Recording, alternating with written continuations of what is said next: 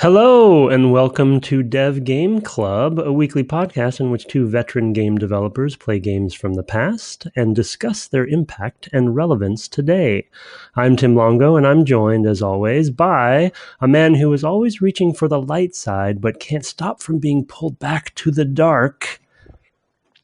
Brett Skywalker Duville? I don't know. I'm trying to throw in something there. Yeah. Yeah, I'm sorry, buddy. You're in the dark side, so I had to reinforce that. And sometimes my fear leads to hate, and my hate leads to anger. It happens. Yeah, it does. You just can't stop it. Let's talk more about somebody who's more on the light side. I know, very much on the light side. I'm very excited to introduce Matt Tateishi. We actually have our second interview for Dark Forces. We were lucky enough to get two guests on, and we're very excited to talk about level design this time because that's what Matt's discipline was at the time, and he's probably still doing some of that. But to introduce him a little bit more, from I guess 1994, as far as I can tell, Matt joined the games industry. He can correct me later if I got that wrong. And Dark Forces was his first game, so he worked at LucasArts for quite a few years there, working on Shadows of the Empire, Jedi Knight, among others, and then moved to Lucas Learning, which many people may not know. And that was actually a education-centric interactive company that was started off kind of from a lot of people from LucasArts as well as some newcomers. And one of my favorite games they worked on, DroidWorks. Hopefully Matt talks a little bit about that. But then after that, Matt went on to work at two of the spin-off studios from LucasArts, both Infinite Machine and Nihilistic Software, working on different games for them, which is he's probably one of the rare folks that worked at both of those studios. Yeah, for sure. And then went back to LucasArts, worked on Force Unleashed, among other things. A brief stop at Dante's Inferno at EA, which I guess would be Visceral at the time. And then back to LucasArts, working on 1313, and then left the industry, working at Weta Digital, working on the Hobbit movies most primarily, but then a bunch of other things, I think, as a layout digital artist and technical director there. And now is back in the Bay Area, working in the VR space at Impulse Gear, Farpoint being his most recent release there, and he's been there for 2 years. And Matt definitely started, back in the days, as we talked about on the series, when level design wasn't a known discipline to many, especially for first-person shooters, which Darren talked a lot about, the differences of level designers at the time and what a first-person shooter level designer was. So welcome to the podcast, Matt. Happy to have you. Hi, it's great to be here.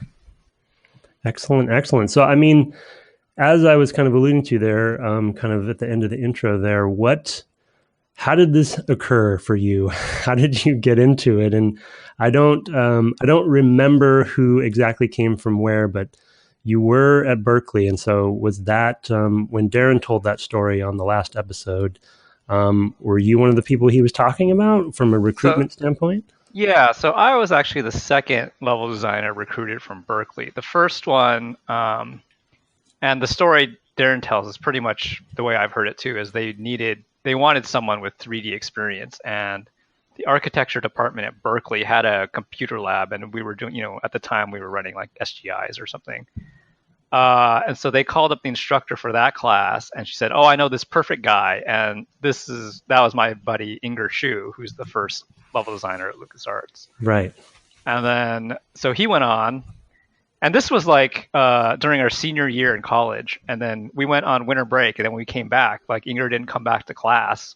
And everyone was like, where's Inger? And people, and then finally his girlfriend like, "Oh, he just started working for this Star Wars company." And everyone was like, "What?" That's amazing. Yeah, and he would just drop by every once in a while and go like, "Yeah, I've just been researching like Imperial elevators and like what they would do."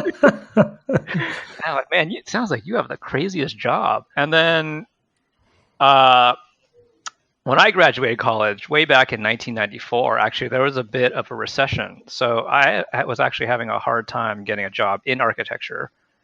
But fortunately, right around that time, when I came back from my vacation after graduating, Inger called me up and said, like, hey, we need another person to come on. And that's how I started at LucasArts. Wow. And I did want to say the third guy from LucasArts that I don't think has been mentioned a lot was the third level designer was Jim Current. And oh, darn. Yeah, I totally forgot. Yeah, good point. Yeah, and he actually did a lot of the craziest things on Dark Forces. Like he did the sewer level, and he did that crazy puzzle in the Imperial City that was like a combination lock kind of thing. Oh, yeah, that crazy thing. Wow. Yeah, so he did a lot of stuff, and he did the Executor level too, I believe. But yeah, so he was the third guy. So there were 3 level designers on Dark Forces, and when I started, we were all art techs. That was our title because there was no level designer position. And right. And I remember this. I remember I was making $10 an hour when I started. Wait, what are you talking about? Yeah, but I remember thinking like, man, this job is so worth it. This is like so much fun. Oh my god! And then like halfway through the project, they finally formalized, okay, there's a level designer position, and I think I got a raise from like $10 to $17 an hour or something. And I was like, oh my god, this is so much money. Like, what am I going to do with all this money? In the Bay Area, no less. In the Bay, but of course the Bay Area isn't quite the Bay Area yet. Yeah, the Bay Area in the mid-90s was not the Bay Area today. Like, rent was still affordable, and like, yeah, there weren't as many people here, and like any of the tech stuff had yet to happen. So yeah, but yeah, that's how I got started. Basically, referred from Inger. Because what's funny is Inger actually did a lot of like, I feel like the best Star Wars type spaces in the whole game, but he is not a Star Wars fan at all. Like, really? Yeah, he did not know anything about Star Wars. So you're more of a Star Wars fan then? And yeah, so I remember when I was being interviewed that he was saying that about me. Is like, oh yeah, Matt knows a lot about Star Wars, so we should hire him. And I'm like, okay, well, I'm glad my Star Wars knowledge is actually useful for something. Yeah, we had a phrase. I don't know if you Star Wars fans heard it, but we used to say he has his Star Wars jammies. Did you ever hear that while you were there? You heard that? I have heard that. Yeah. I've heard Star Wars jammies or Star Wars bed sheets was the other one. Yeah, and the sheets. Yeah, that's the other one for sure. Yeah. My confession that I am just about to confess is I just got rid of my Star Wars bed sheets. Oh my god! I had saved them. Yep, and in the Great Purge, they're gone now. So I wanted to admit that on air, and I've moved on with my life. Wow. Yeah, so I'm going to move fast, right? You got one of those Master Chief pillows. Oh, was that it? Yeah, I replaced it with a body pillow.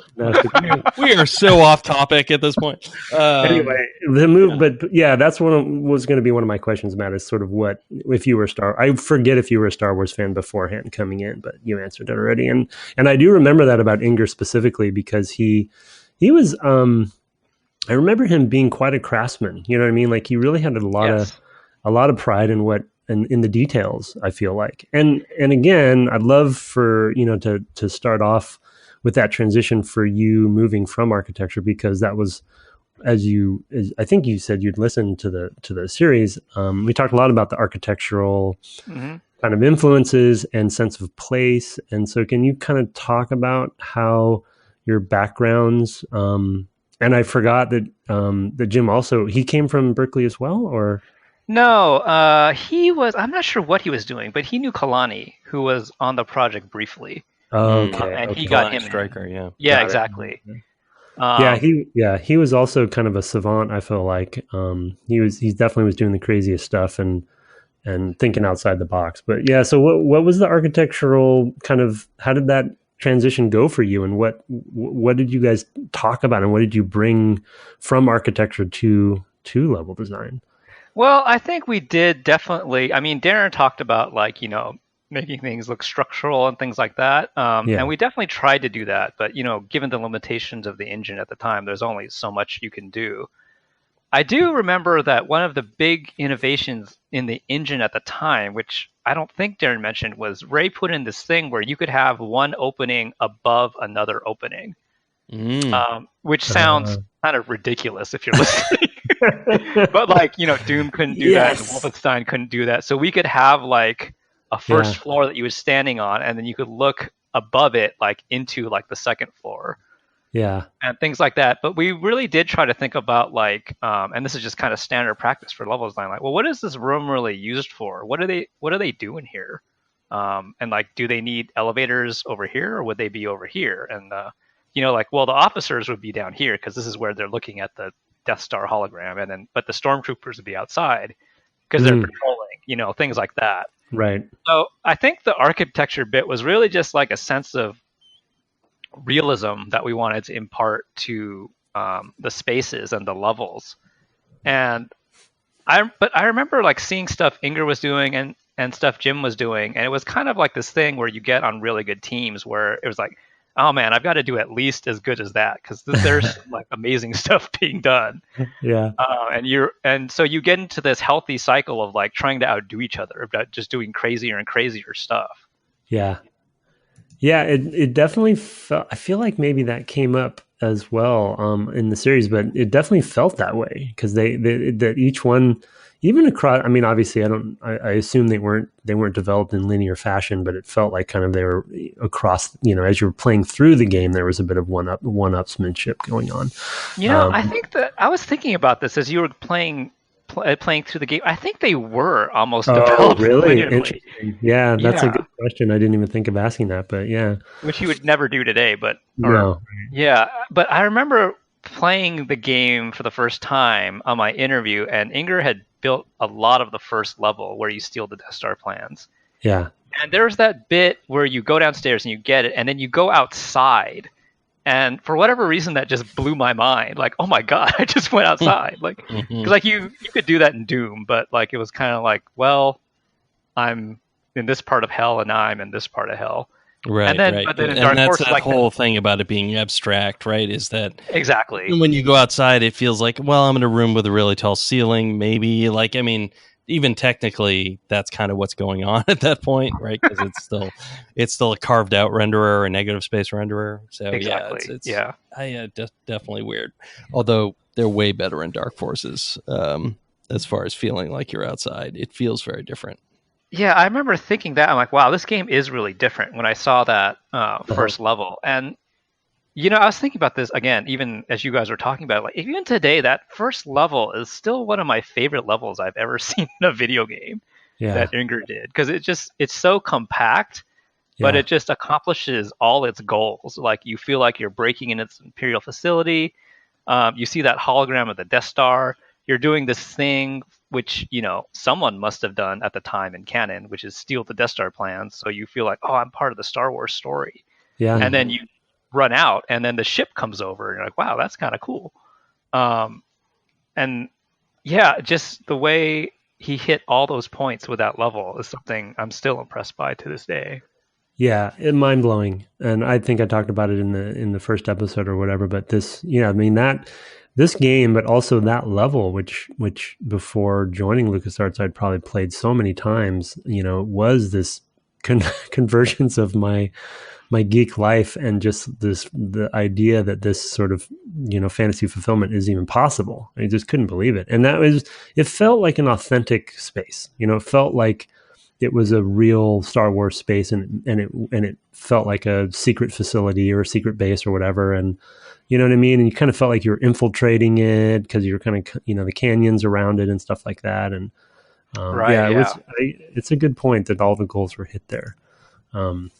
So what levels did you? So how much of the game? Before I ask that, but how much of the game was being worked on when you joined? So you said you played. It's interesting you got to play the level in your interview. That's pretty cool. Were there any other levels going, or was that the only one? There must have been, but that's the only one I remember. I mean, just by the time the timeline, Inger must have been working there for about 6 months before I joined. So, yeah, there was a good deal of it built. The first level I worked on was the Gromoth's Mines one, the red level.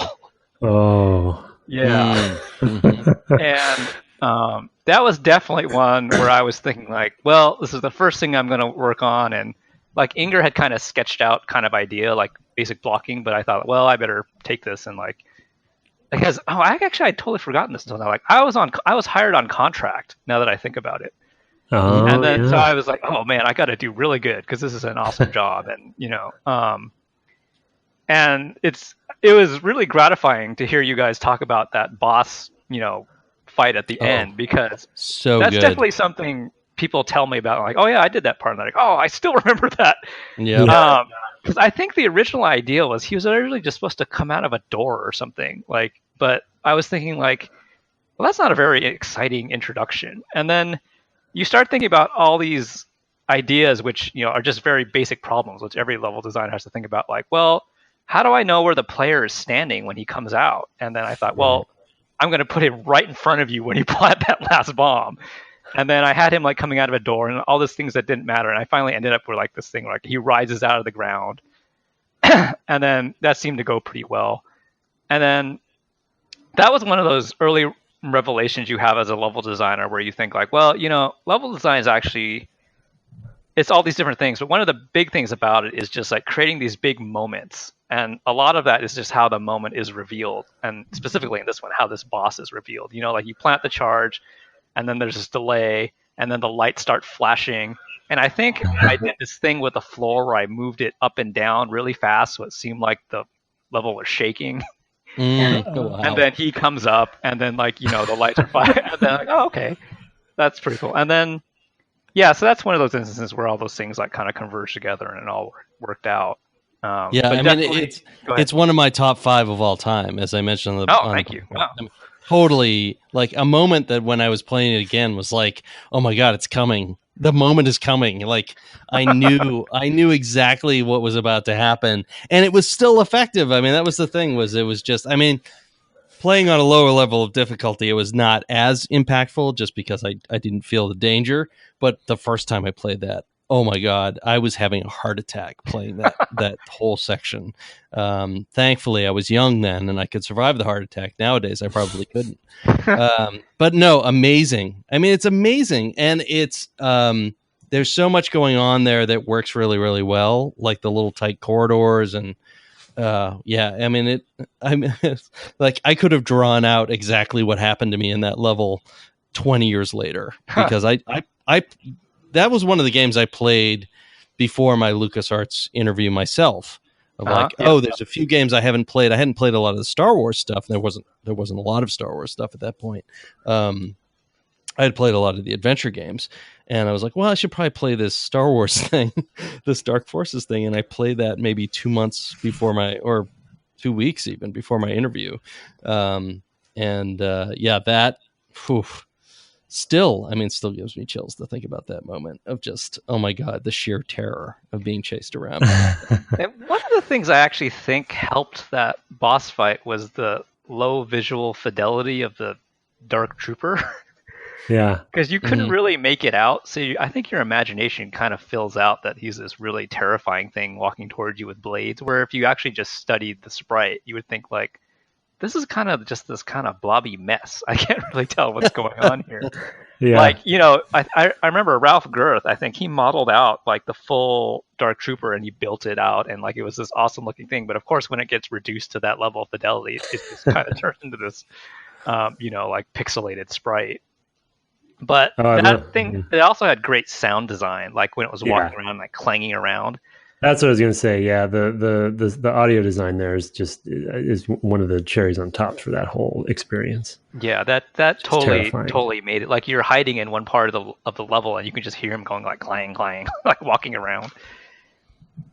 Yeah, I had 2 little tidbits that you said in there I want to pull out just really quickly and expand upon. One that I feel like we've talked about from time to time on the whole podcast, depending on the game, and it had a lot to do with this era of development in general, but the fact that you remembered your contract at that time, and this sense of that I feel like the indie space is really doing a great job with right now, the sense of sort of being hungry and going after something hard, you know what I mean? Right. And maybe even risky, and the fact that, you wanted to really hit it out of the park. And maybe this is a personal thing for me because I've been, working on these big games for so long, but I think that we lose some of that sometimes, and it's good to remember that that hunger is really valuable for creativity and pushing, again, not to sound cheesy, but pushing those boundaries. So I wanted to call that out as a really quick, important little tidbit that you were just,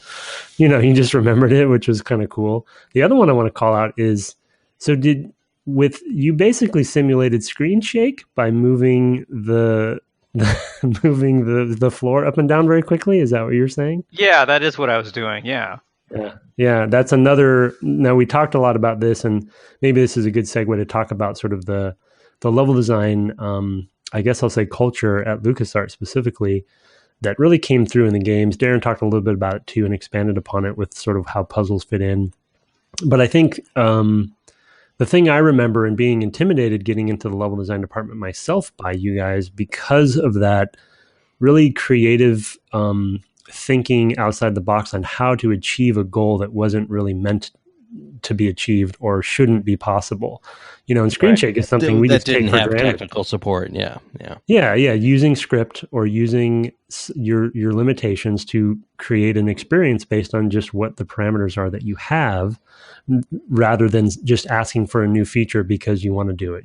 And it never even occurred to me that screen shake wasn't technically in the game, but you created it by moving the floor very quickly up and down, which is like, you play it today and you're like, oh yeah, that's screen shake. Of course it's screen shake, but it's like, nope, that was actually a geometry trick, right? With scripting and such. So can you talk a little bit about like that, especially with this game? I feel like not only the one-upsmanship, but just all the different ways you guys were tricking the engine, it seemed like, to do crazy things. Were there other examples? What makes me, when you talk about that, what makes me think of is like the whole scripting language was Winston Wolfe, who's one of the engineers on that program. He said like this scripting language is like assembly, because all we could do was move an elevator up and down, and we could check the position of the elevator.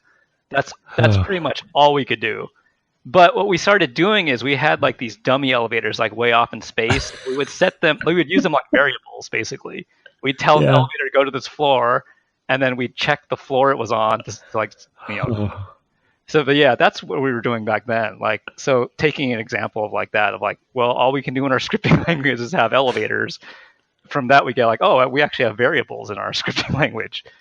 But a funny story from then was one time I didn't put my dummy elevator far enough from the level. And this is actually the ice level. And it was an elevator that was constantly going up and down like every second, like, and then it had this default sound. So when you were running through the level, one of the testers was like, I was fighting that second boss trooper or something, and there's this terrifying sound of like this machine, and I have no idea what you're talking about. And then I played it, and I was thinking, oh shoot, it's that dummy elevator just going up and down that I left underneath the floor or something like that, Yeah. But I feel like that's like, I mean, that definitely was part of the culture at LucasArts at the time in the level design department of like, we're and Darren touched on this, we're doing these really hard things. So like if you want to do something on your own, like especially on a small team like that, like you can't go to a programmer and say like, well, can we shake the screen? Can you write me something that will shake the screen somehow? It's like you have to figure out how to do it yourself or to fake it yourself or it's not going to happen, Right. Yeah, and it was a thing with engineering at the time that just making the thing run in real time was overwhelming for a programmer. Speaking from the programming end, I mean, really, even on, it's Starfighter, which is another 5 years on. I was just like, I've got so many things I have to do. Like, here's some bits, here's some Legos. Figure out how to fit them together to make the thing play. And you had even more primitive Legos, but you were doing the same sorts of things. Yeah, and it is kind of crazy when we talk about those small teams and like how much responsibility like the engineering department had, like even just getting things to run in real time. Like, like on the sequel to Dark Forces, Jedi Knight, like Ray was again the rendering engineer, and we had another engineer, Rob Huebner, and he had to get the networking set up, he had to get the physics set up, and he wrote the AI. I mean, Oh, like man. nowadays that would be like 3 gigantic departments on a triple A team, but back then there was one guy that just did all these things. Yeah. Wow. Well, Yeah, so and Rob was one of the founders of maybe Nihilistic, I think. Yeah, Nihilistic. That's right. Yeah, Ray and Rob, right? Ray and Rob. Yeah. Yeah, Ray and Rob went and did that, and then Justin went and did was Infinite Machine. Yeah. And so, I mean, what are some? Do you have any anecdotes that you can remember for some of those other unexpected gems of again bending the engine to your will, or using those elevators, or really, I guess at probably every level you worked on had something like that. But do you have any memory of some of those? I do remember Jim Current doing a lot of wacky things with like puzzles, and like I think that Imperial City puzzle is definitely like one of the most complicated things you can make at the time. Yeah. And I remember, I think that map on the wall went in at the last minute because no one could figure out this puzzle. And we were thinking we've just got to show the player like somehow like what the layout is, because no one is going to figure this thing out. And this was before like any playtesting or anything like that.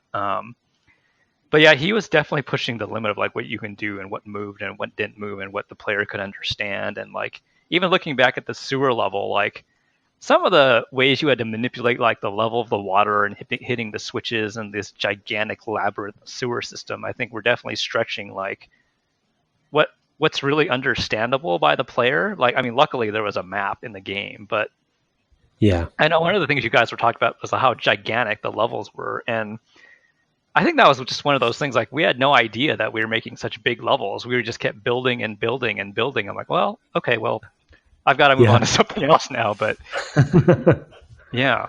I mean, you tend to, you tend to just keep going. And exactly. When you don't have a guide or you don't have, I mean, you guys were also, even from a production standpoint, were, breaking new ground. So having a concept of how long should a level take to build and what are the phases of the level, right? I mean, I assume it was just all kind of Wild West, right? Exactly. And even you touched on it. Oh, go ahead. Sorry, one last thing. Even like how big should the level be? And then, we knew that like, well, the first level is probably going to be a small level, and this sewer level is probably a big level, but maybe we can make a bigger level. I don't know. Let's just go try building. And, back then it was all basically cubes. So, you just build it really fast as you could. Yeah. And Darren talked about the negative space, That's negative space authoring and stuff. Yeah, as a kind of that one revelation.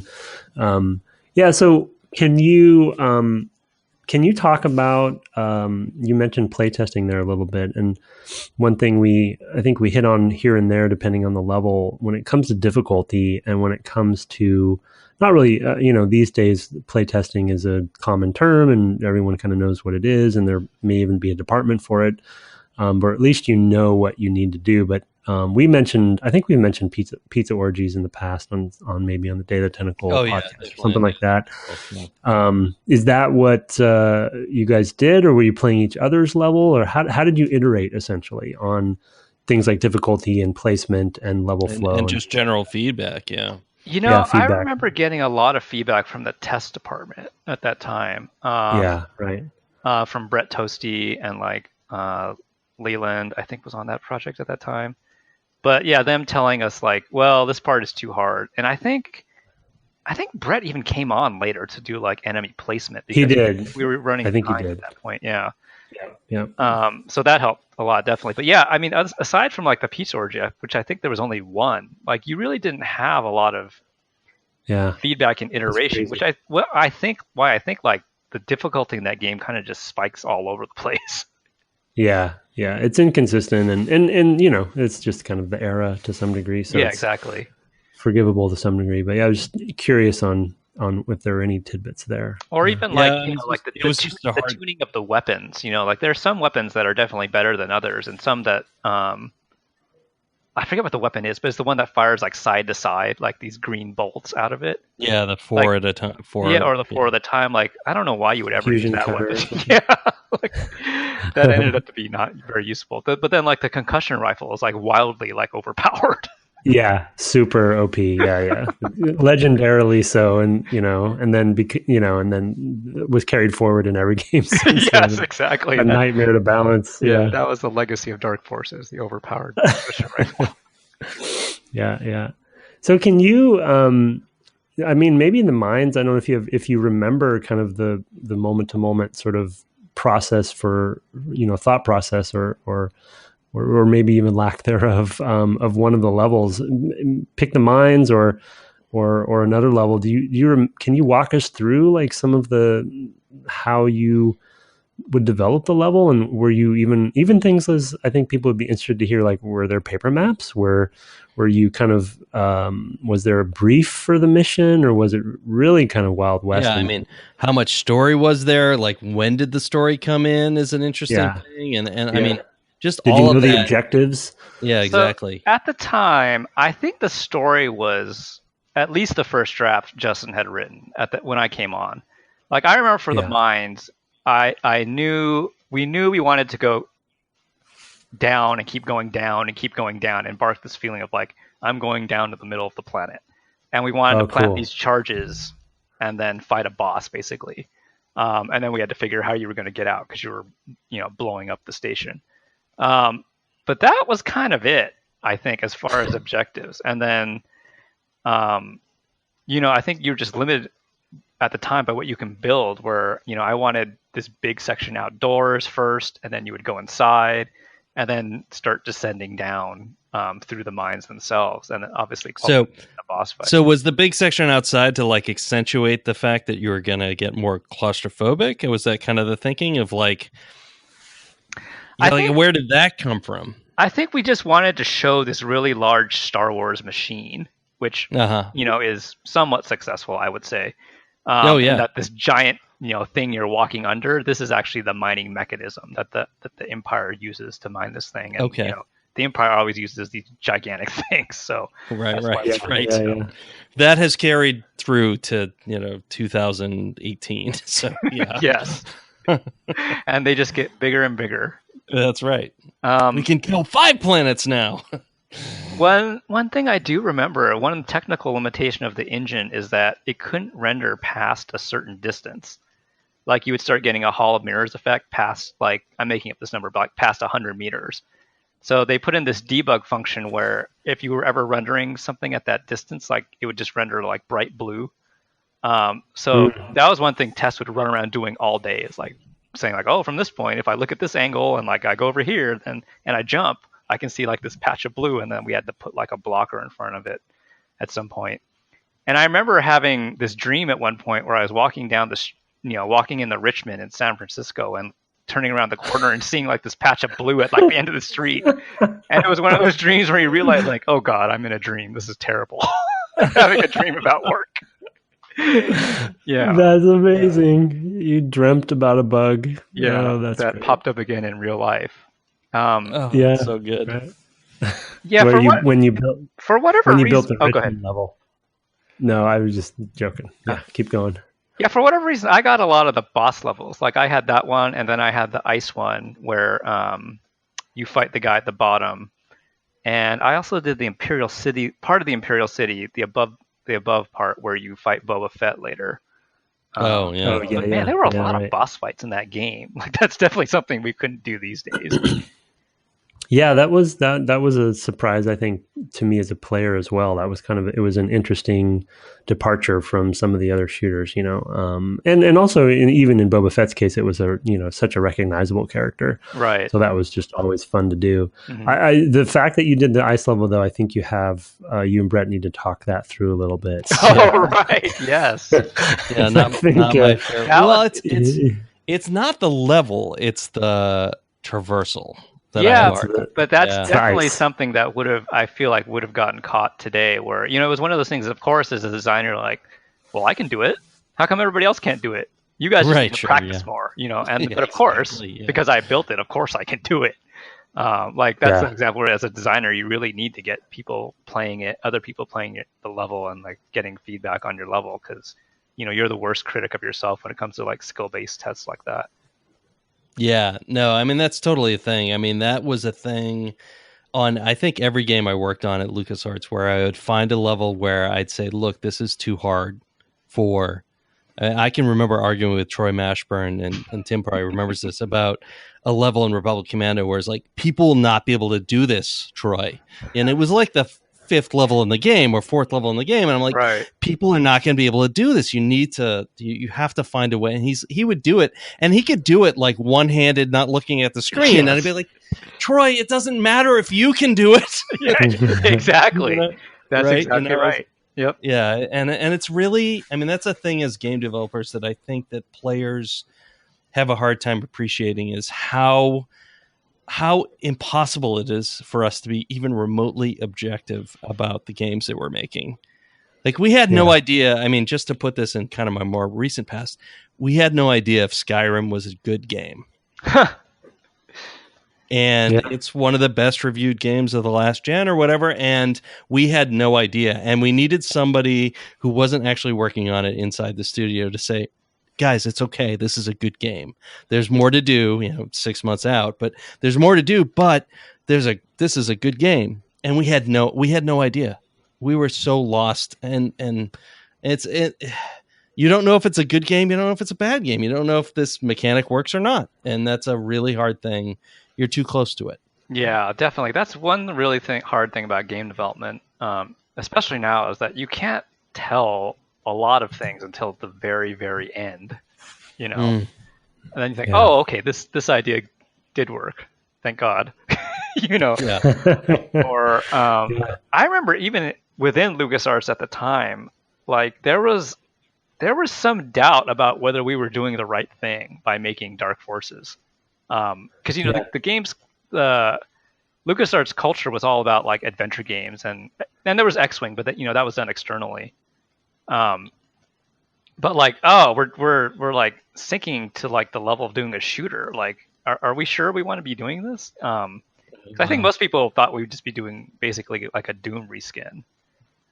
But I remember like the guy I sit next to, Pete Sakel, who's this amazing artist. And he was on Full Throttle, and he went on to work on a lot of Double Fine games. I remember him playing like a version of the game, and he was like, "Oh man, I stayed here till like 10 o'clock last night just playing your game, and it was awesome." And that's exactly one of those moments you're talking about, bro. I was like, "Oh, okay, I guess this game is pretty good. I guess we are doing something that's entertaining." Yeah, and Darren talked a little bit about sort of the cultural, I guess, implications of the game too, and he talked about his, showing George the game for the first time, and it was a departure for sure, and it's interesting to have confirmation even from you too that there was this sort of doubt or questioning of whether it was the right thing to do, and but I think the irony there is not, it was obviously a lot of it was because it's such an excellent game, but I think it also it marked a trajectory, that would continue.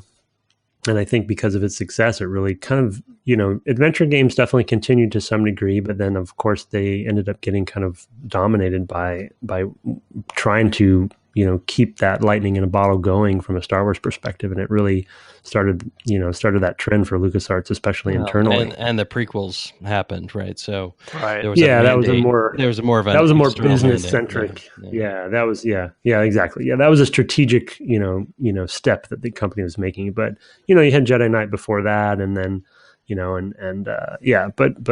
movies definitely impacted that. But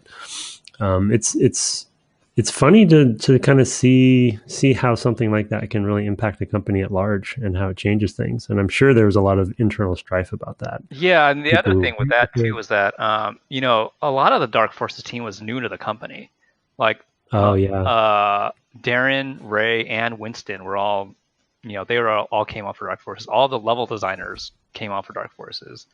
Yeah, only like a lot of the artists that were there before, like Chris Hawkabout, and some of the other guys. Yeah. So I think. I think the new kids. Yeah, exactly. Like, oh, do those guys know what they're doing? Like, what are they doing over there, making this Doom clone? Yeah. And you were separated too, right? Which was a kind of, that's like a Darren Sinnott modus operandi, because that was a thing that happened with Starfighter and happened with Republic Commando to a large degree as well, where he found literally physical spaces which were separate from the company, so he could go do this thing for a while before people kind of caught on to what he was doing. I mean, you were in a separate area in Kerner, as he pointed out. So by the time I came over, we weren't. We were all integrated together. Like, yeah, I remember sitting next to the Full Throttle team, like a lot of those guys. Okay. So you were already at what, Los Gamos or something? No, we were at Kerner. We were in B building. Or you still at Kerner, but it had integrated more. Yeah, we were all in B building together. Like the whole Dark Forces team and the Throttle team were all in B building together, working together. Yeah, interesting. So, I mean, one of the things I wanted to ask you specifically that came up when we talked to Darren too, so maybe you heard, but to your point about like not just making a Doom clone or people who are skeptical and kind of assuming that's what you're doing, we asked about, we boiled it down to just puzzles and why puzzles were in the game and why in many cases the level the level itself was almost like a macro puzzle. But what do you have memory of sort of that cultural aspect kind of bleeding into the game? Kind of was it direction, or was it just something that you inherently picked up, or was it accidental, or this sense of like we're not just making a Doom clone, we're making not only good locations with a good sense of place, but also that had these key moments of like making the player think differently than just firing at something, and exploration was more. So how intentional was that? And was it something you guys talked about? No, it was very deliberate. I remember it was one of the first days I started, like Inger saying something like, puzzles are how we're going to be different from Doom. This is what's going to make us stand apart. That's awesome. So it was very deliberate. Yeah, like Inger saying like, and I don't know if it came from him or if it came from Justin or Darren or whoever, but and I remember looking at this elevator puzzle and thinking like, this is insane. Like this elevator puzzle, like I even begin to like, how do you even think of this puzzle? Like, you're elevating surfing, you align them at a certain level, you got to jump on the roof of one and jump over. But like, it's like a great puzzle because it's all contextual. It's not just like this random, like, say Resident Evil style puzzle where you. Yeah. It's so Star Wars, really. I mean, to kind of like boil it down, it feels like one of the strengths of Star Wars is these things feel like lived in real spaces in a way. Right. And that moment of like, oh, I see this diagram of like, oh, this is how these things connect together. Feels like playing it again. I was like, this is such a Star Wars thing. This wouldn't work in Doom. Right. And that's something I think we definitely absorbed from Star Wars. And, I think Darren talked about too, it was just the culture of the company and then imparting story into it. And then I think that's, that was where also we felt like we were going to stand apart, is that we would have a really strong story. And we really felt confident in what Justin had written and the characters he had written.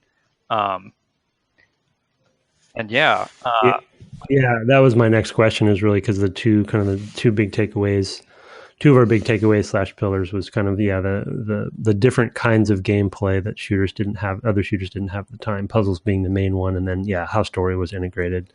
And it sounds like you said, when you came on there was basically an outline or sort of a basic understanding of the story. Can you delve into that a little bit more, like how maybe in other missions, or how did it influence your level design? Like, or was it really kind of, we knew the beginning, we knew the end, and then kind of everything else in between? Yeah. I mean, part of that is, was there ever a point where you could have just like shuffled the levels and put them in a different order? Or was it always, no, this is the order that the levels go in? No, as far as the order, that was always definitely set, because there were things like, well, okay, we're going to run into Jabba, so we have to do this thing here, and then like, Boba Fett's going to make an early appearance here, and then you'll run into him here, and you get this clue, and this leads you to this level. There was all the stuff that was lined up, so all the levels had to progress in this order. But as far as what was in them themselves, that was pretty loose. I mean, there were definitely objectives, like you have to go down, plant the charges, and then kill the boss trooper, and then or dark trooper, and then get out of there. But other than that, like I remember for the Imperial City, looking at these old Macquarie drawings, like thinking like, not really sure how we're going to do this in the engine. But just trying to make like gigantic buildings. And at the time you think this is probably another like crazy difficulty spike, thinking like, well, I'm just going to put as many enemies as we can in this level as the engine will support, because this is like the Imperial, like, homeworld. So of course there'd be like 100 stormtroopers or whatever it was. And I think I did remember hearing like, this part is pretty hard, but I would just think, well, it's the end of the game, and what do you want? It's like the Imperial City. But that's one of those things these days that, like, I would probably definitely have to tone it down, or like roll them out in waves, or do something else to make it more fair for the player. Yeah, I didn't remember that first reveal with all of those guys on that one section, and I just like, oh my god, there's so many people here. Yeah, couldn't believe how many there were. I mean, I remembered playing this because I'm pretty sure I played it on hard, because that's what I played everything on at the time. And just being like, oh my god. I mean, and that amped up a lot of the sort of moments in the game as well, and it probably cements them in my memory. But just like, oh my god, this is crazy hard. I love it though. I mean, it's just like, it makes it that sort of high level of lethality sort of emphasizes what you're doing. I mean, it's a story beat in and of itself in that way. Right. Yeah. And what I do remember thinking like the one thing we knew we were going to get killed on was that we didn't have mid-mission saving, and we had the live system as kind of this crutch around that, and that was definitely something we were all aware of, like, yeah, that's not great, but fortunately everything else in the game worked out, so people were able to we did talk a little bit about that. I think as a kind of odd. Was that a technical constraint essentially? From what I understand, it was a technical limitation. Okay. Yeah, there was no way we could just restart you, like save the state of the game, basically.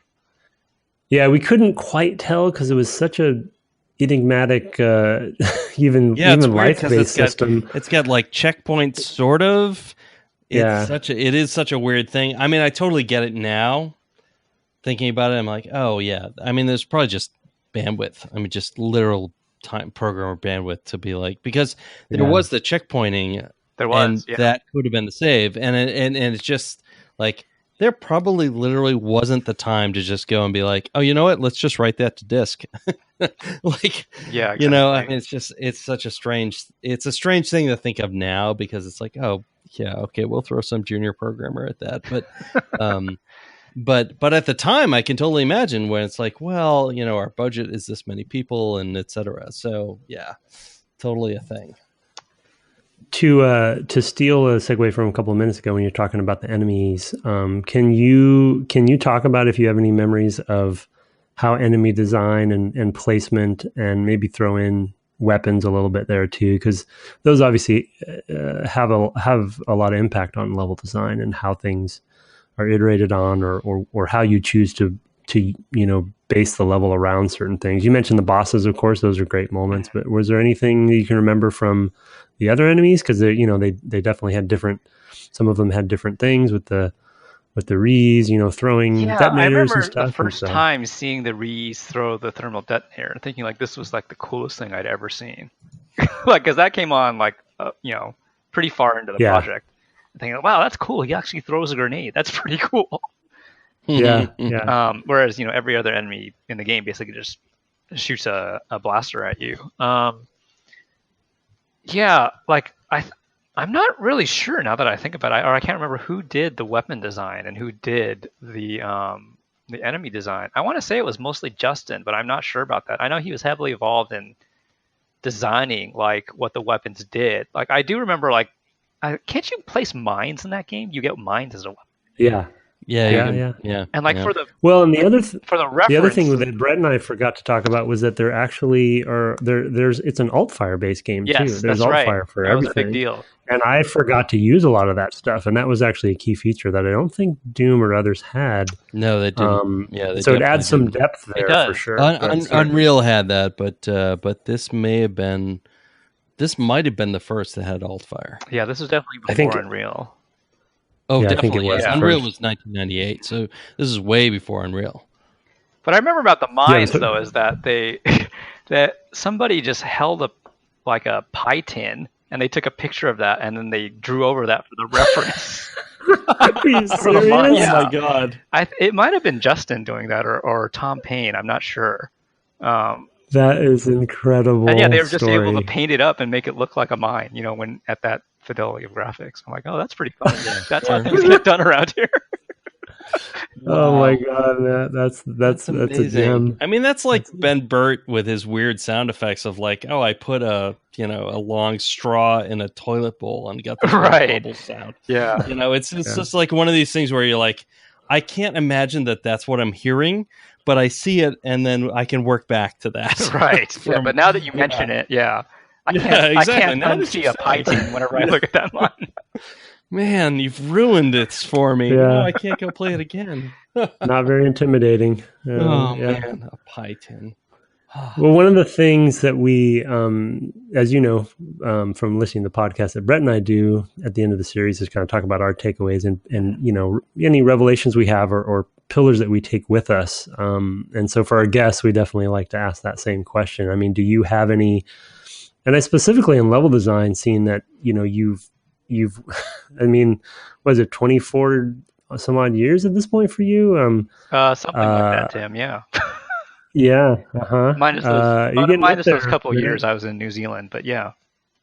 Sure, yeah, but I mean, you've designed and worked on a lot of levels in your career. Like, what was there anything from Dark Forces that you really took with you and still think about today? I think there were a lot of things from the culture at LucasArts that permeated into the level design department that I still carry forward. And a lot of these are like basic things that I talked about before, like giving each space a function and really respecting whatever license you're working with and trying to conform your level to that style, but really thinking about how is this building built and what are they really using it for, and what does the space do, and like why am I sneaking in this way? Is this the best way that you would actually go in and blow up this building, as ridiculous as that sounds? Or why are there enemies stationed over here, or what are they guarding? Just things like that, where I feel like is kind of commonplace today, but was really like something we were thinking really hard about back then, and I still continue to think really hard about even now. Where even if you're doing a block out now, you're still thinking like, well, I'm in this secret laboratory, and so of course you wouldn't use the front entrance to get into the secret laboratory. You would take this secret elevator over here, so we better have this thing over here, and just basic questions about how you're going to do the layout are usually answered by just thinking about the function and the purpose of the space and the feeling of the space and what you're trying to impart there. Yeah, that's amazing. I mean, the underlying motivation behind a space is really, really important. I've recently started DMing D&D. Okay. Yep. for the first time in a long time, and I've been looking at both modules from the 80s and sort of stuff from more recently, and there's a huge difference in motivation and understanding of like, why are people doing this? Like, what does this matter? Who cares? I mean, back in the 80s, it was here's a monster closet, and Right. then there's a room with some treasure, and there's a monster closet, and it's just like, who cares? It's beats. Right. It's more, I have combat, I have something else. I have combat, I have something else. And one of the things that Dark Forces does is it's this weird fulcrum of everything feels motivated. It's different from the stuff that comes before, and it changes everything that comes after, I feel like. And that's because of its understanding of, why does this thing make sense at all? I mean, just why does it make sense? Never mind the beats and the story and all this stuff. It's just, how does this fit together? And that's one of the biggest things I take away from it, looking back on it from 20 years or so on. Well, it's great to hear, because that's definitely something we spent a lot of time thinking about. Like even something ridiculous as like a fuel station. Like how would ships line up to get in here? And, what is this thing that's moving around? And like, why would they dock on the inside as versus the outside? What goes on inside the corridors? Why would they make it circular? Just all those kind of things like that. We would think about, like, what's the best shape for this kind of thing? And just doing the best we could, with the time limitations and the technology of the time. But one thing this is kind of a tangent, but it just popped into my mind that definitely the culture at LucasArts as a whole made me feel like I was fitting in. Was I remember talking to Colette Michaud, who was running the art department at the time, and she had this philosophy of we don't care if you know how to operate a computer or not. What we care about in the art department is, are you a good artist? And that's why you guys were hired, because you're from architecture, and we know guys know how to do these kind of spaces. And it was hearing stuff like that made me think like, oh, okay, there is kind of like a space for me here, no pun intended, in the art department, is that we do have this knowledge about like how buildings should fit and flow together, and it doesn't really matter if like because I actually didn't know AutoCAD that well when I was hired, and I hadn't actually played a lot of LucasArts games up to that point. I remember Justin like taking me around on my first day, and like he stops by Peter Chan's desk, who's this amazing artist. Like, oh yeah, Day of the Tentacle, that was all this guy. And I was like, oh yeah, that's amazing. And thinking like, oh my god, what is this Day of the Tentacle game? I better play this game. That's awesome. Yeah. But I remember. Yeah. Go ahead. No, I was just going to say, yeah, go ahead. I remember Peter sat underneath that. I think Darren mentioned this, that deadly cannon, from the sail barge. And someone had put like, do you guys remember this? That Star Wars had trading cards. I think it was published by Topps actually. And someone had found the one that had like a shot from the movie of like the guard firing that cannon, and it said like the deadly cannon, and like had put that card right next to that prop. That's awesome. Yeah. And just like Darren said, like just walking around in there and seeing all these props and being like, what is all this stuff? And think like, I remember one day there was this casting, because we were right next to ILM. There's like, hey, if you are of Chinese descent, like we could really use you. Come on over. So like, I think Anson Ju, who was like an animator, I think he went over, and I don't know if Ingrid went over or not. And then we found out later that like they had like photographed these guys, and in this really early digital manipulation, they had composited all of them in the background of the Forrest Gump ping pong scene, and when he's playing ping pong in China. Oh my god! Yeah, and just stuff like that would happen, or like they would send out an email of like, "Well, we're going to blow up the Enterprise at like 1:30 p.m. So don't be alarmed if you hear this loud explosion at this time." Oh my god! Yeah, what a time to be there. I mean, wow. Yeah, wow.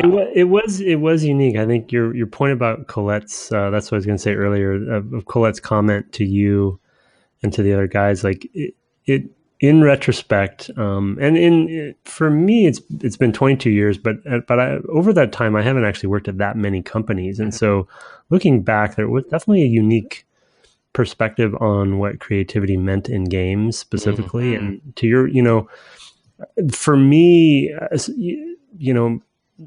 LucasArts was really creative centric and creative driven versus a lot of other companies can be software driven, if that makes any sense, where especially working at Microsoft, right, which has a software legacy, even though, Halo specifically doesn't, but it's just a different culture, different feel, and LucasArts was really built upon that foundation of like, it really isn't about the technology per se. It was just about the storytelling and the creativity and what your particular expertise was.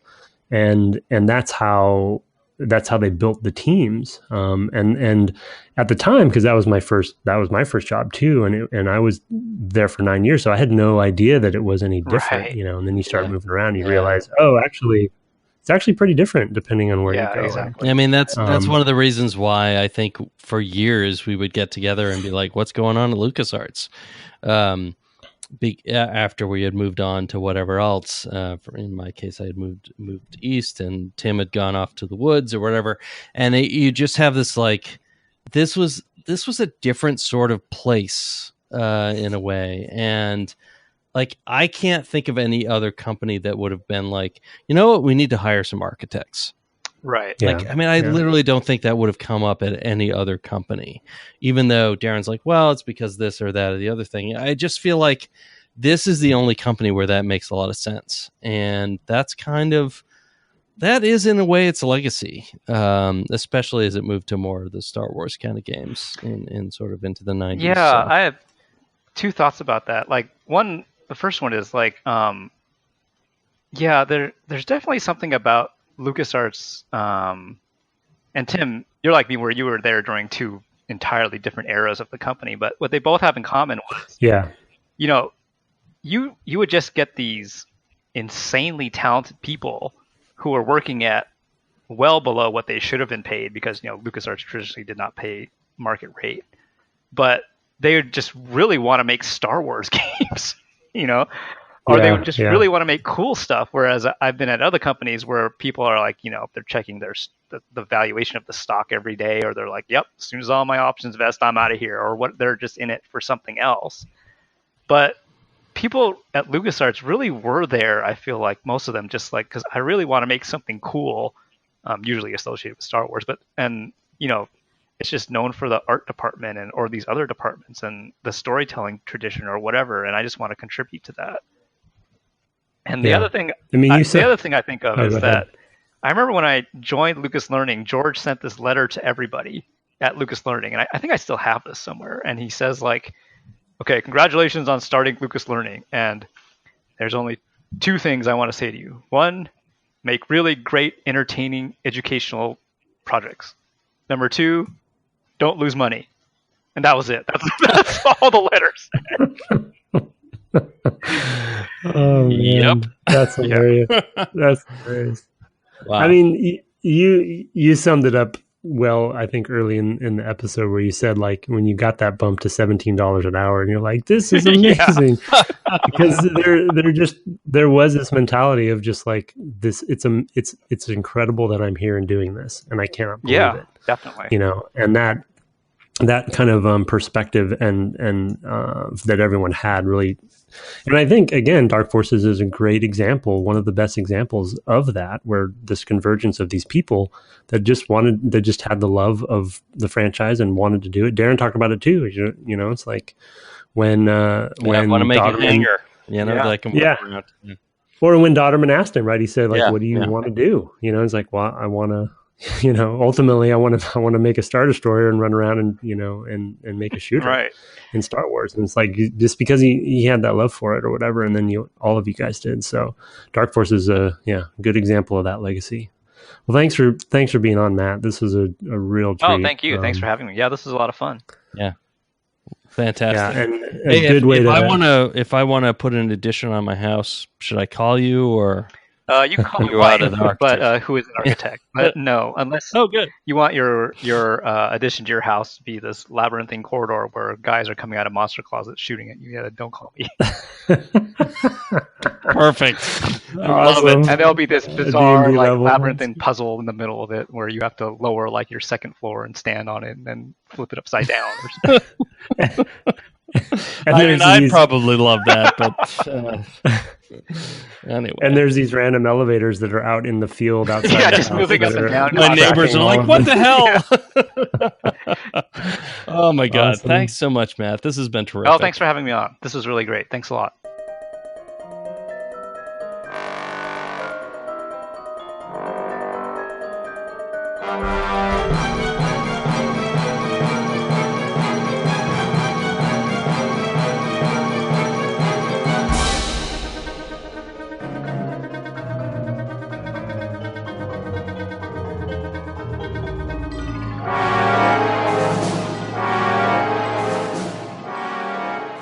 Welcome back from the break.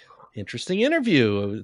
We don't often talk to level designers on here, so it's kind of cool to talk to one, and that's, of course, your original specialty, your original recipe, as it were.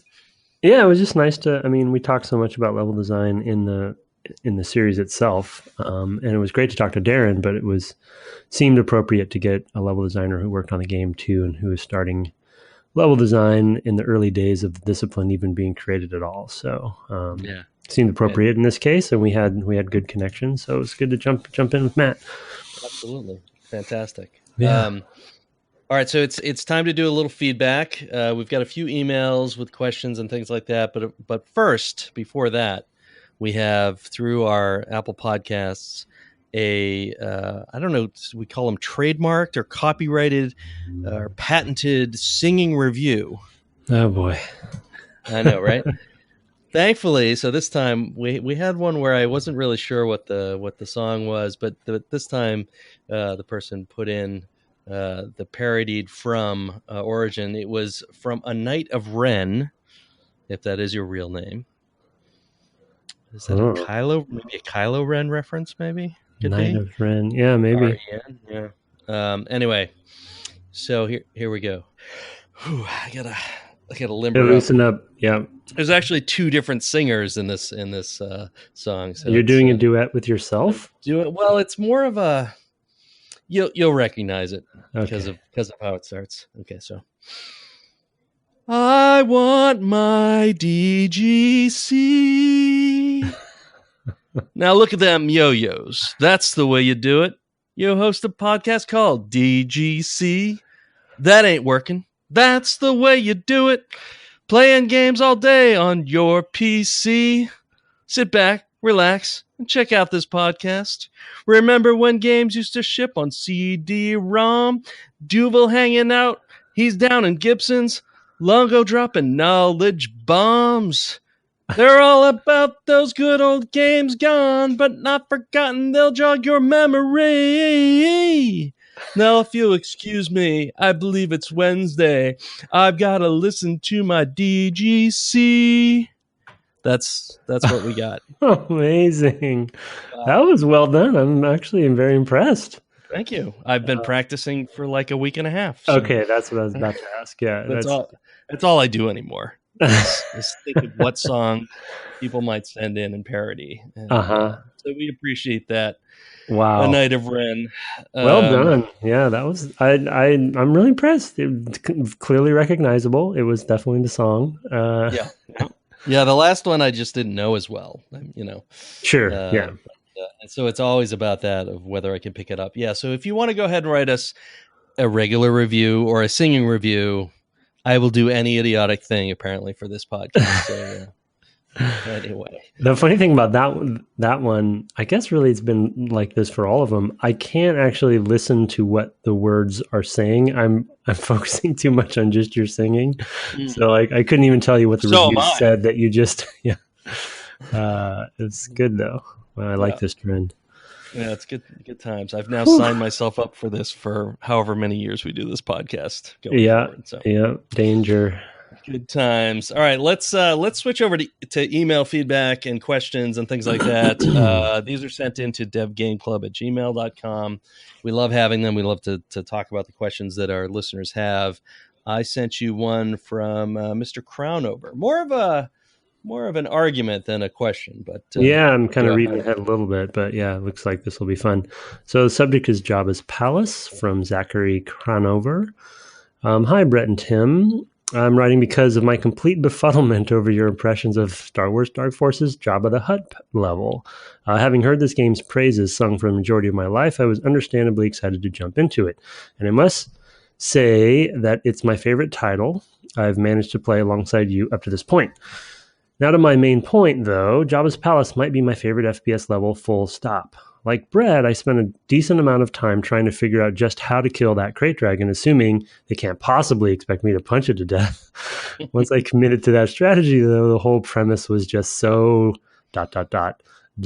deliciously silly that I played the rest of the level with a huge smile plastered across my face. And what a level it was.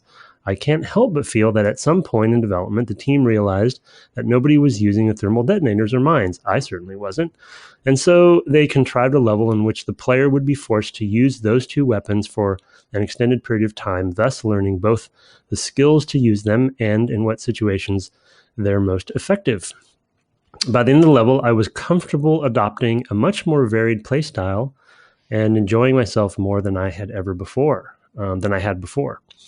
It's also worth noting that this is the only level in the game in which I didn't get lost once, as it did a tremendous job at subtly communicating where I was and where I needed to go next. Sorry for playing devil's advocate, but it just broke my heart to hear you how wrong you two were in your assessment of this exemplary marriage of design and power fantasy. No hard feelings. Zachary Cranover. Yeah, no hard feelings. Wow.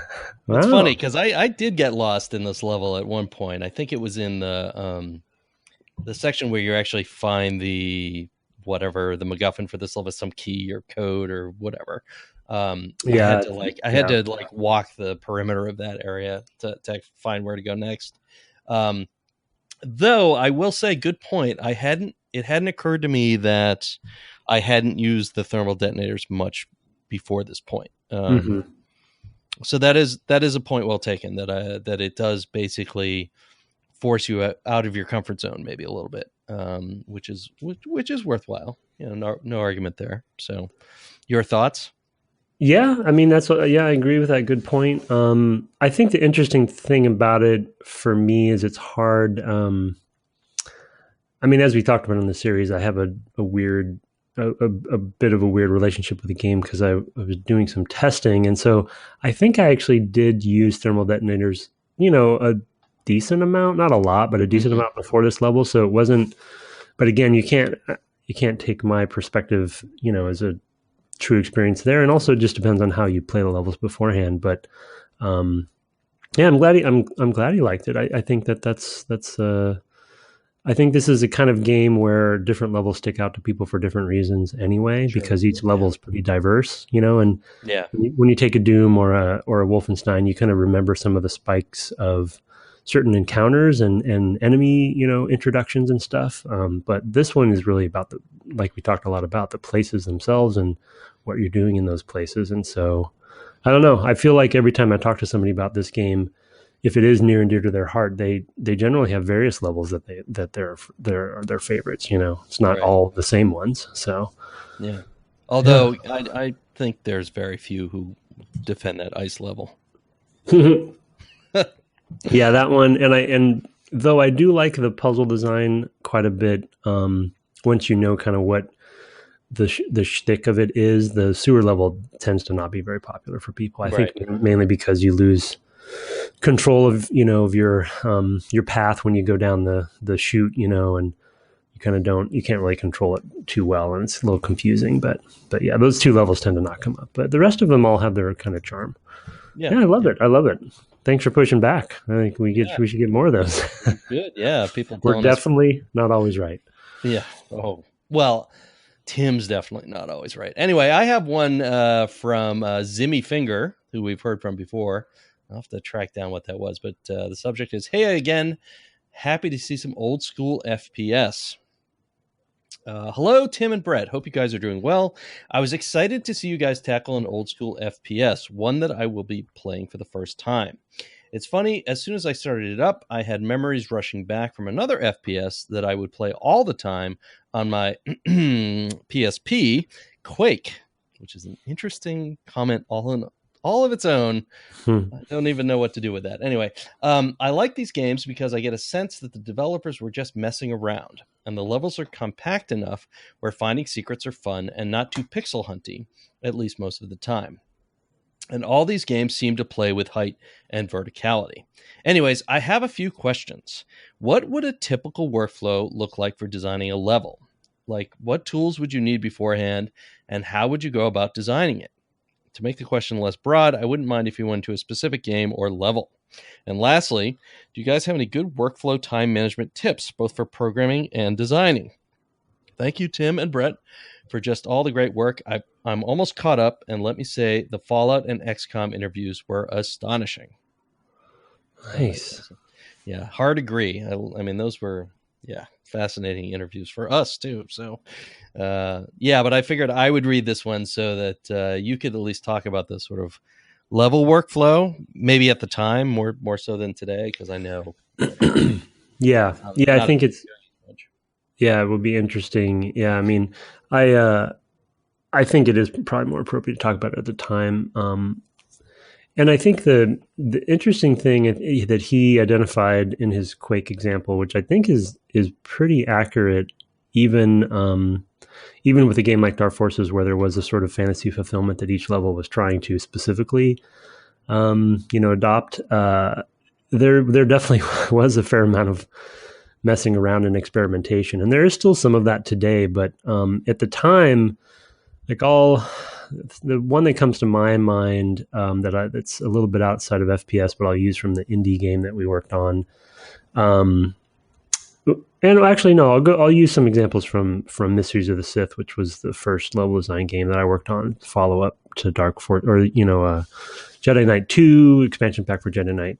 Sorry, not Jedi Knight 2, Dark Forces 2, Jedi Knight 1. And it really usually started with some high concept that was either coming from direction or really the designer. And so, for instance, the last level of the game was a level that I worked on in Mysteries of the Sith, and we knew that it was the second of two levels taking place in a Jedi sort of abandoned Jedi temple, where there were sort of, we knew that the enemies were going to be this sort of undead, like kind of undead-ish enemies of Jedi enemies. I don't remember even the specifics of what they were, but once you start with a high concept, then you're really just experimenting with what are the different types of motifs that would come with that concept. And so in this case, it was a sort of a ruined temple, right? So that would dictate sort of your hallways and your rooms from an aesthetic standpoint, but also from a flow and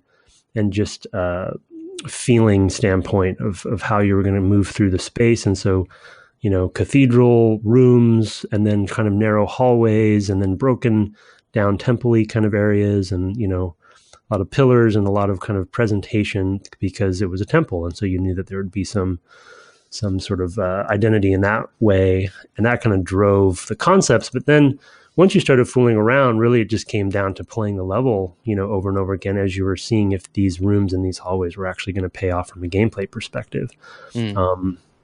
Because sometimes your high concepts, they weren't as fun as they should be. As a counterbalance to that, another level I worked on, and that was on the surface of an asteroid, and I think it was either a rebel base. I forget if it was a rebel base or imperial base, but the whole concept there was you're on this asteroid, so there are these big craters, which kind of created the high concept there was these craters would be little mini arenas, essentially, right? And so you'd kind of travel around the outskirts of the crater, and then obviously enemies would be around that, and then you'd kind of work your way down or up the crater to the different places. And so those craters were kind of the defining force of behind the level. And then you'd iterate on it. But it definitely, I agree with him, it was definitely a lot of experimentation. And the flow at that time, process-wise, there really wasn't too much of it. It was really just playing each other's levels, and there's a lot more Wild West. And again, we had kind of a macro flow coming from direction above, but it was pretty free form. Yeah, no, I mean, that's totally it's definitely an interesting time. I mean, you're talking about sort of like these design sort of things. And we went through the same thing with the Starfighter games, where none of us had made a flight game before, except for Darren. And that was his was more of a direct simulation. So there was also like, okay, well, it was even kind of new for Darren, because now we want to kind of do fantastic Star Wars stuff and all that stuff. And it's funny, you're like talking about, going from, crater to crater. And that was basically our intro level for Starfighter. Which remains too difficult for an intro level. Playing it a few years ago, I was just like, oh my God, what were we thinking? Like, these big canyons. Oh my God. I mean, you have to basically put the brakes on the whole level to do it well, which is just, I don't know. I look back at these games that I've worked on, and I'm just like, what were we thinking? Yeah. That's the hard thing, especially as tastes change, right? So, anyway, it's interesting. The other part of the question was good workflow time management tips. I have tried every possible sort of productivity, whatever. I mean, it's just a thing I like experiment with all the time. It's sort of like a side project for me. One that works very well for me personally is Pomodoro, or some variant of Pomodoro, which is where you work. So there's some things that work for me in it and some things that don't. But the sort of baseline is you work in 25-minute chunks. I normally work half an hour. and then you take a 5-minute break, and you do a bunch of those, and then you take a longer break. And in your breaks, you're not supposed to be anywhere near the computer. So usually I go upstairs and do things like that. And because I work in my basement, and I'll get some coffee or whatever for 5 or 10 minutes, and I'll go back downstairs. And that works really well for me when I'm kind of focused on, I know what I'm doing, and I have a number of things I want to check off a list, and I'm just kind of going through them. It's not so great for, I don't know yet, when I'm kind of exploring what I'm needing to do, and then I need to try other things. But I actually don't know what your kind of approach is to being, productive. Well, I mean, it's a weird question for me these days. I'm trying to actually remember back then, to be honest, because my role is so different now, and I'm not exactly hands-on. So my time management tends to be fairly meeting management centric. Meeting focused, yeah. Yeah, so that's kind of where my time often goes. Yeah, so I don't actually have. I mean, that's when listening to you kind of talk about that process is kind of neat, because I don't have some specific sort of technique or anything. And to be honest, I don't think I'm great at it anyway. So I probably need something other than my calendar to kind of drive me. But and I can't remember of anything kind of back in the day. It was really, we would usually. Well, we were very driven by the database often. Yeah. So like the bug database or feature database, because we had a database that we would use in production as well. It's also just like what questions you're trying to answer, especially for, programming. There's plenty of creativity in programming, but you're not coming up with a whole thing. It's more like somebody hands you a bunch of problems and you work through them in a way. And that sounds more like homeworky than it really is. It might be, oh, here's your problem, come up with a flight model. That's not a simple thing. But at the same time, for me, that's like, oh, okay, well, I'm going to spend this much time figuring out how thrust works and turning the thing and whatever, and I can actually break that down pretty easily. But I'm better at it now than I was 20 years ago. But for creative direction, that's a huge. There's just so many questions that are very open. You really honestly have to. I feel like you have to build in time to just go listen to people. Right? Yeah. And the two simple goals that are going to sound super simple and kind of dumb to even mention, but it's truthfully something that we still today and have not always done a great job at. It's one thing, whether it's a meeting or whether it's a conversation or whether it's playing, in a play test or something, identify what the goal is, and then time box yourself on making a decision on how to decide on what that goal, what the answer is. I think the two things we just don't do a great job at all the time is, what are we trying to do? And then give ourselves a time box to do it. Right. Rather than, especially if you're solo developing, which I can't tell if he was implying that or not, but, or if he said that, I can't remember, but, you need to give yourself some boundaries, and because you'll just noodle forever, and you need to know what you're going after. Like Brett said with the flight model, that's though a big problem. At least it is a thing, and you're like, okay, that is a thing we need, obviously, because we're going to make a flight game. So maybe it takes you longer than you thought, but you at least try to to kind of give yourself a framework, or maybe the phase one of it, you give yourself a framework of time. And then you kind of build in a phase 2 or 3 or something. But that's right. That was definitely a thing we did too. Phase 1 of this, phase 2 of that.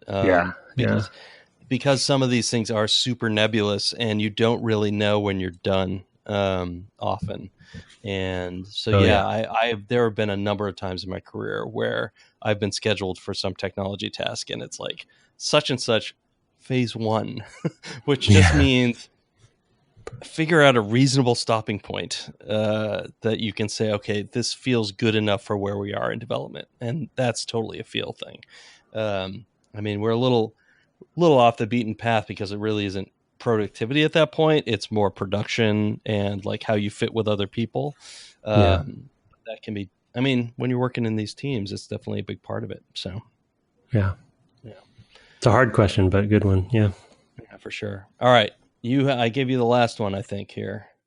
So this next one's titled Dark Forces versus Marathon from Philip Kramer. Hi, guys. Just wanted to send a quick email about something that I was waiting to come up in the conversation in the Dark Forces episode, specifically any mention of Bungie's Marathon series and how it fit into the nascent FPS space of the time. Quick context, when my dad bought a Mac in early 95, the very first game I played on it was a demo of Dark Forces, which would have blown any 10-year-old Star Wars fans a little mind at the time, and I was certainly no exception.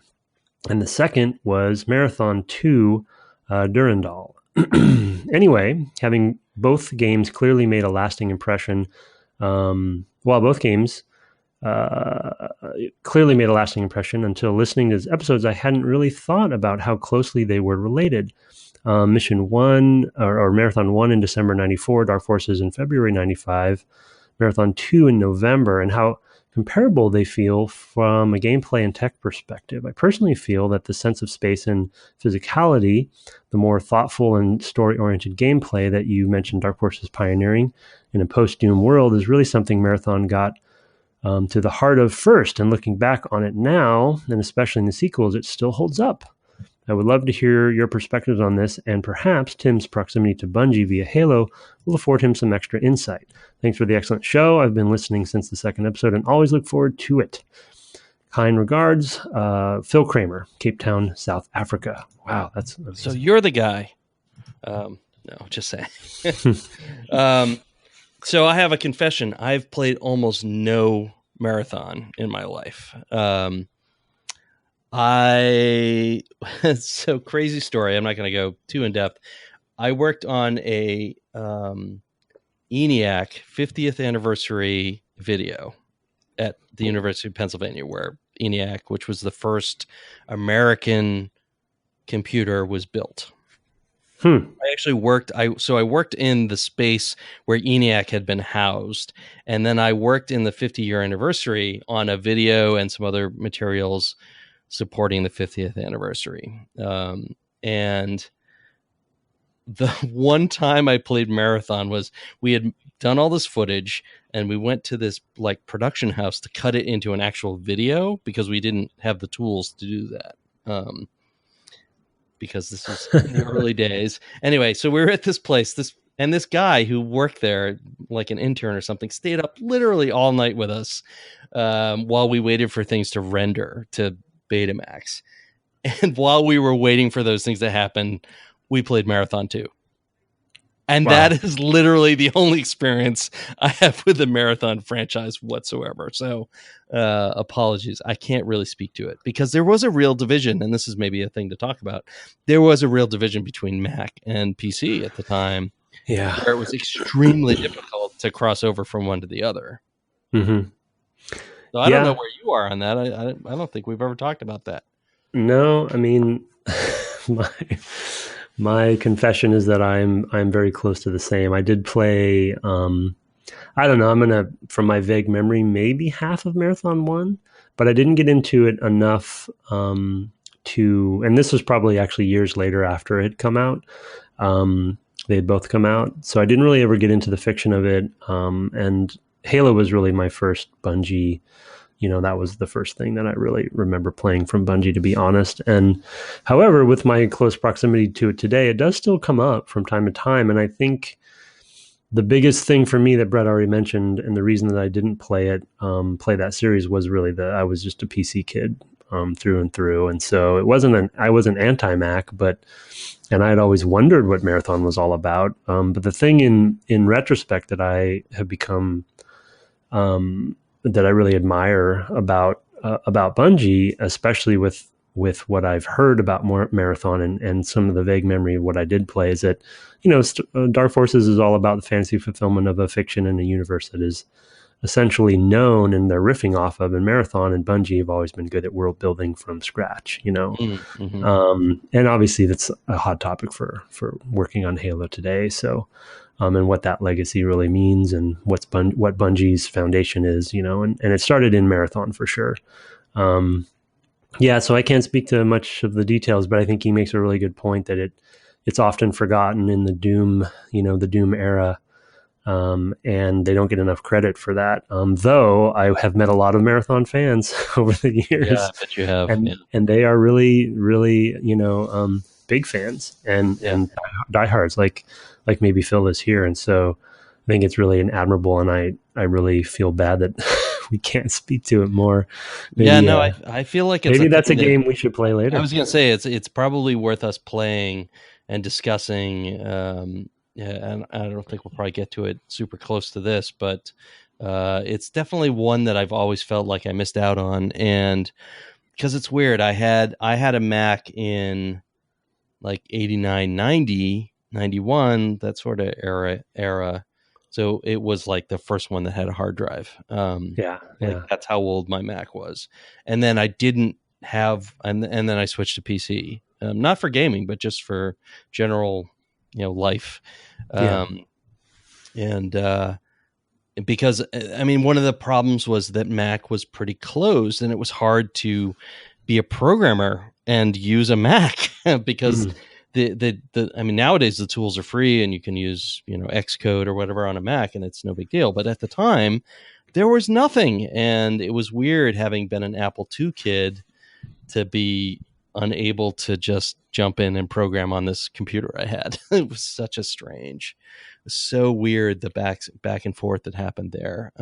Partly Jobs leaving and coming back and all of that. I mean, there was a whole, that's the history of Apple as far as that goes, and the sort of Macintosh brand is a whole thing that really accompanies all of this gaming stuff. I mean, so it's interesting.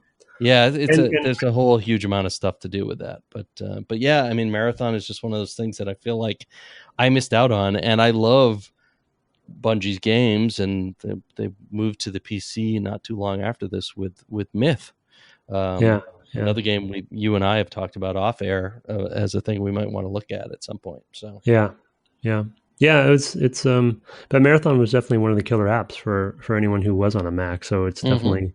I think it's definitely worth following up and playing. So we'll look into that, Phil, and we'll get back to you on more thoughts there. Yeah, for sure. All right, one last quick one from Kevin Steven, because no questions, but it's love the show. Dark Forces was one of my favorites and will always hold a special place in my memory. All of your talk about level design made me think of this quote from Kyle on Jedi Academy. Thought I'd share it with you. They always lock the door. You'd think they'd have learned by now. Doesn't look like there's a key. That would be too easy. The console to unlock the door is probably hidden in some room 12 floors up or something. How does that make sense? So, a little commentary on level design of the time, but I thought that was pretty funny from Kevin. Nice. That's amazing. Yeah, that's pretty good. All right. Well, that should pretty much do it for us for Dark Forces. Thanks so much for your comments and your questions, and to the folks we interviewed, because it's been great to revisit this game. You can shoot us email at devgameclub@gmail.com. And of course, you can reach us on Twitter at devgameclub. I'm at Brett_Duville, and he's at Tim Longo Jr. with the JR at the end. Next week, we'll return with Deus Ex, which I've teased out on the Twitter feed and in the podcast. Thanks so much for listening, and good night. Good night.